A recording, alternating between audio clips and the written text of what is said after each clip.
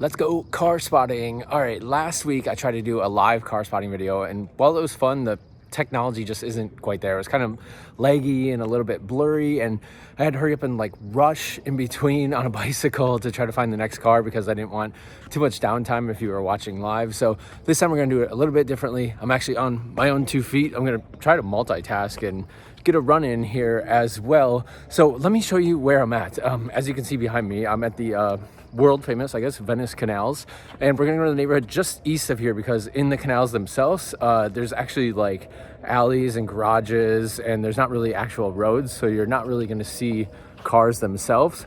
But if we go just east of here, there's some cool houses that are all like over $1 million, but I'm not expecting to see Ferraris or anything like that because most of these houses, they've actually been lived in by the same owner for like decades, and Venice wasn't always like a very desirable area.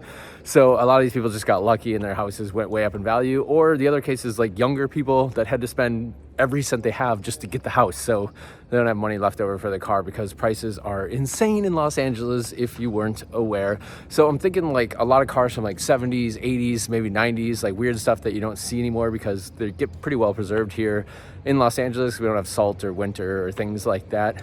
Muscle cars, Mustangs, Broncos, things of that nature. But let's go, and I'll stop every time I find something interesting. I spoke a little too soon about not finding anything cool in the canals themselves. This was actually just around the corner, and didn't I also mention that there's a lot of Broncos around here? Well, this one's pretty cool. Seems to be registered in Texas. An early Bronco, pretty cool orange color, actually. Kind of dig it. Slightly modified. Got the hard top. It's not mint, but nice ride. It's what do you call a 30-footer? Looks great from 30 feet away. Just exited the actual canals themselves. Let me give you an idea of just the regular cars around here. We got a Miata hardtop. I actually like those in the hardtop. Too bad I can't fit in them.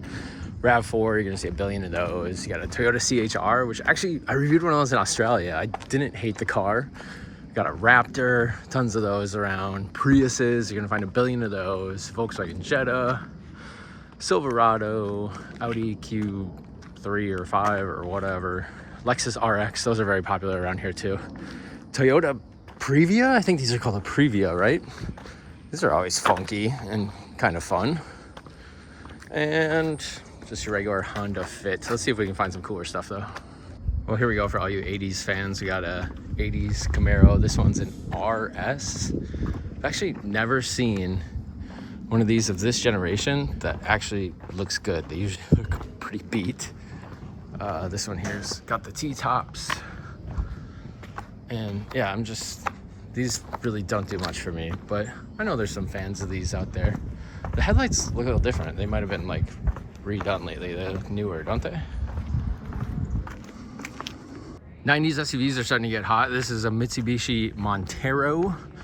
This is the Endeavor package, which I think just meant it was a little bit more luxurious. Looks like they put a roof rack on. You're starting to see these pop up, and guys are kind of jacking them up, putting big tires on them and kind of safaring them out, even if they're not like super capable. Not sure how the Montero is. It actually might be really good off-road. If anybody knows any better, let me know in the comments. Speaking of 90s Japanese SUVs, the Toyota Land Cruiser, the most famous of them all. This is the J80 generation. I love the look of these. I actually like the Lexus version a little bit better, but they're almost interchangeable. These things fetch stupid money, like still 20 grand plus, even for one that has like 200,000 miles. It's crazy, the market on these. And here's a new Ford Bronco. You don't see them too often in the two-door version. This is a Badlands edition. I really like the two-door. I think they look good and much better than a Jeep. And Ford has like the best color palette on those.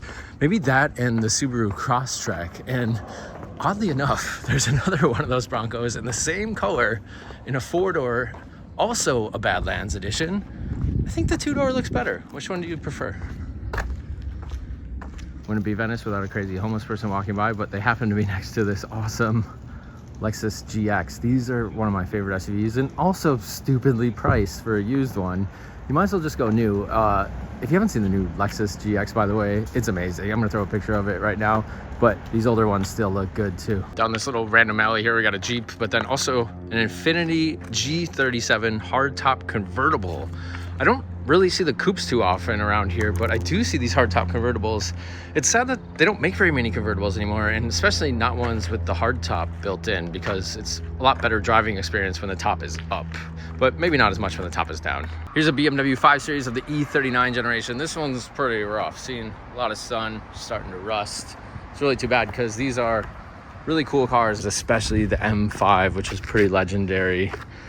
But this one needs some love. Here's another Toyota SUV that does not look nearly as good as the Land Cruiser. It's a Sequoia, and what is this awful blue stripe across this thing? All right, let's play a little game. What do you think is under the car cover? I'm gonna guess a Lincoln Continental. It's so squared off. Like, it has to be that, right? A four-door version with the suicide doors. But if you think it's something different, let me know in the comments. All right, this is the highlight of the trip. That's not just a normal Dodge Dakota. That is a convertible version. I actually made about 2,000 of these. I've only seen 2 of these ever before, but someone had the crazy idea to chop the top off and make that a convertible. Obviously didn't go so well, but kind of a cool concept. I think it was like 1989 is when these came out. Here's a look at the new 2024 Mustang. This is a GT version. Someone put some aftermarket rims on this thing already, and giant Brembo brakes. I think it comes with those Brembos, but definitely not those wheels. I'm kind of torn on the design of these. I like the previous version a lot. These are kind of more squared off, just kind of a little weird looking, but it's still cool that Ford is making a V8 Mustang and has promised to continue to do so. It's not all cars around here. We get boats too. I don't know what kind of boat this is because there's actually a bunch of holes in it, which kind of defeats the purpose of having a boat. But I want to show you what's next to it too. Look at this thing. It's a Porsche Cayenne Turbo S. This is the E hybrid. Look how big those brakes are. It's crazy. Not sure if you caught it or not, but on that Porsche Cayenne, the lady that owned it was actually coming after me as I was filming it. She said they just bought it and she was super nervous about it. I'm like, well, I would be too. It's a $170,000 vehicle that you're parking on the street in Venice, California. I mean, maybe you should use that money and put it towards a house with a garage. But anyways, I just told her I was like a Porsche fan and I'd never seen the Turbo S in a hybrid before and that it was a cool car, which is actually the truth. But sometimes if you've ever done car spotting before, people get like nervous and ask you what you're doing and it's a little bit of an awkward situation. So I think I'll call it. I'm back at the canals anyways. Got a nice view here. Let me know what your favorite car was. I don't know. I think that Bronco was pretty cool. That Lexus GX, if you're going cheap, like I'll take that any day as like a cool random off-roader fun car.